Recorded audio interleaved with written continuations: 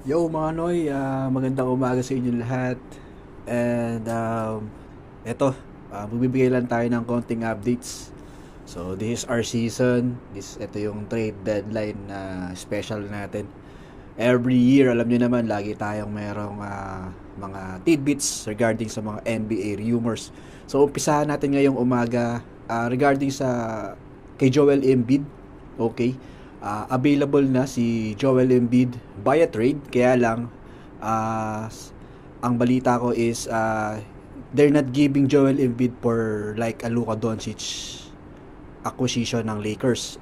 Mas gusto ng Sixers na magkaroon sila ng maraming assets kung sakasakali ma-trade nila si Joel Embiid before the trade deadline. So, sa mga nagbibidding ngayon, isa ang Los Angeles Lakers, San Antonio Spurs. Yun ang mga narinig kong mga teams na nauna nang nagbid para kay Joel Embiid. And as for the moment, regarding naman kay Jimmy Butler, si Jimmy Butler mas gusto pa rin ang Phoenix Suns sa kanyang next destination.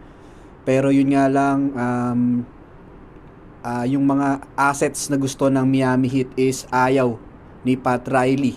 Okay, so let's wait for development sa story na to. Pero yung sinasabi ko I think last 24 hours na si Jimmy Butler ay mataas ang chance na mapunta sa Phoenix Suns ay totoo. And probably itong si Bradley Beal mapunta sa Warriors, and itong si Wiggins and some assets to Miami Heat. So yun yung mga offer na nasa table para do sa tatlong team na yon. Okay? So, next naman natin pag-usapan is yung sino-sino mga pwedeng kunin ng Los Angeles Lakers na big man. So, sabi ko nga doon sa nakaraan kong post regarding sa Los Angeles Lakers sa paghahanap nila ng big man, marami silang mga listahan. Halos lahat ng teams tinawagan na nila, and ang priority nga nila sa mga big man ay sila Miles Turner, Domantas Sabonis, at yun na nga, kung sakasakali si Joel Embiid pwede. Yun nga lang, siyempre, titingnan din natin yung salary cap implication yan kung kakayanin ng Lakers na magkaroon ng additional na big salary. Napakaraming player movement na mangyayari dito. Malamang mga kasama dyan yung mga literal, halos siguro mga 3-4 na players ng Lakers mawawala. Yung sa rotation, ha? Sa rotation na yon mawawala. Okay, so palagay ko it will be a big trade ang mangyayari kung sakaling makukuha man nila si Embiid. Okay, malamang na malamang makakasama dyan sila Reeves, sila Vincent, sila Hachimura, sila Vanderbilt, yan. Malamang sa malamang, palagi ko kasama rin si Dalton Neck. Then maybe there's a round of multiple picks na makakasama din dyan. Then tingnan na lang natin kung magkakaroon ng real development yung mga rumors na yan.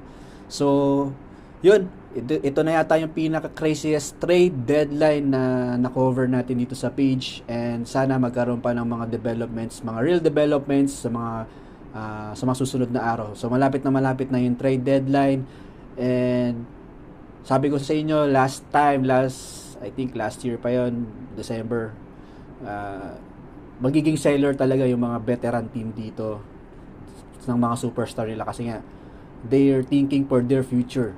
So, let's see kung sino-sino yung mga bibitaw ng mga star players sa kanilang mga team. Okay, so nauna na si Luka Doncic, si Anthony Davis, sila De'Aaron Fox, so sila Zach LaVine. Tingnan natin kung sino pa ang mga susunod dyan.